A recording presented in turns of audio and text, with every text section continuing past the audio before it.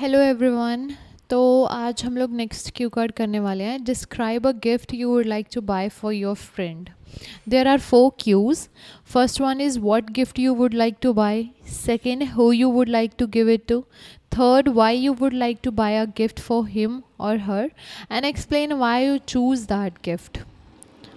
So this is the sample answer. I would like to begin by saying that gifts are the token of love. Giving gifts is a wonderful way of strengthening bonds in a relationship. There is a beautiful saying that actions speak louder than words, and it is totally true, as there's no better way to say that one appreciates someone than through gift giving.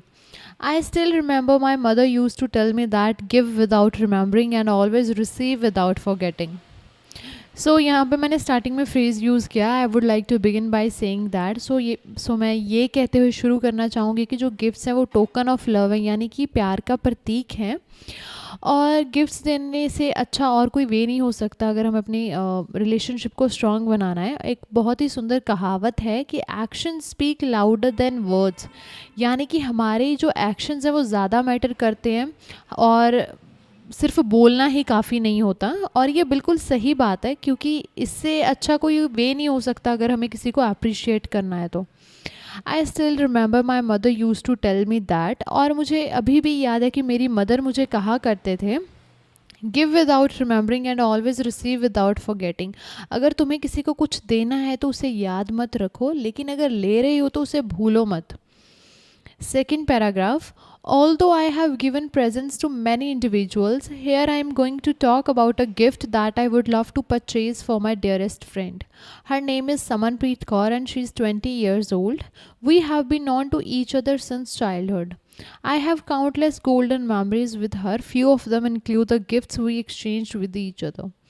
Lately, she took 1 month coaching to take IELTS exam and scored 7 band in each module, which means soon she is going to Australia for her higher education, and I want to give something conducive and special to her. She is really fond of cooking, which is why I am planning to give her a cookbook. इसका मतलब है कि चाहे मैंने काफ़ी लोगों को presents दिए हैं, गिफ्ट्स दिए हैं, लेकिन यहाँ पे मैं एक पर्टिकुलर गिफ्ट की बात करने जा रही हूँ जो कि मैं अपनी डियरेस्ट प्यारी दोस्त के लिए मैं परचेज़ करना चाहूँगी। उसका नाम है समनप्रीत कौर और वो 20 साल की है। हम दोनों एक दूसरे को बचपन से जानते हैं और हम लोगों ने काफ़ी टाइम भी स्पेंड किया है, जिसका मतलब कि हमारी काउंटलेस गोल्डन मेमोरीज़ हैं। काफ़ी सुनहरे पल हैं, काफ़ी सुनहरा टाइम है जो हम लोगों ने एक दूसरे के साथ स्पेंड किया है। और उसमें से कुछ ऐसी यादें भी हैं जब हम लोगों ने एक दूसरे के साथ गिफ्ट्स एक्सचेंज किए हैं। लेटली यानी कि रिसेंटली उसने 1 मंथ की कोचिंग ली और आइल्स में 7 बैंड स्कोर किए हैं हर एक मॉड्यूल में, जिसका मतलब ये है कि वो जल्दी ही ऑस्ट्रेलिया जा रही है अपनी हायर एजुकेशन के लिए। एंड इसीलिए मैं उसे कुछ कंड्यूसिव एंड स्पेशल देना चाहती हूँ। कंड्यूसिव यानी कि हेल्पफुल। वो कुकिंग की काफ़ी शौकीन है, तो मैं सोच रही हूँ कि उसे एक कुक बुक दूँ। The name of that book is The Cook's Canon, and the author of this book is Raymond Sokolov. In this book, there is a collection of 101 international classic recipes that everyone should know and understand. He has drawn his own taste and ideas. Apart from this, he mentioned his concern that current generation don't seem to know much at all about the evolution of the food that we eat and take for granted. उस book का name mention किया है and author का name mention किया है यहाँ पे मैंने। इसको सही प्रोनाउंस करना है आपको, रेमंड सकलोफ। एंड इस बुक में टोटल 101 इंटरनेशनल क्लासिक यानी कि हाई क्वालिटी की रेसिपीज़ हैं जो सभी को पता होनी चाहिए। इस बुक में उसने अपने टेस्ट और आइडियाज़ के बारे में बताया है, और इसके अलावा ये भी मेंशन किया है कि वो काफ़ी वरिड है कि जो आज की जनरेशन है उसे ज़्यादा फूड के एवोल्यूशन के बारे में नहीं पता, यानी कि फ़ूड की हिस्ट्री के बारे में नहीं पता, और तब से लेके अब तक हमारा जो फूड है वो कैसे डेवलप हुआ है, उसमें क्या क्या चेंजेस आए हैं, आज की जनरेशन को नहीं पता है। Last paragraph. Thus, after reading this book, she would be able to learn basic culinary skills.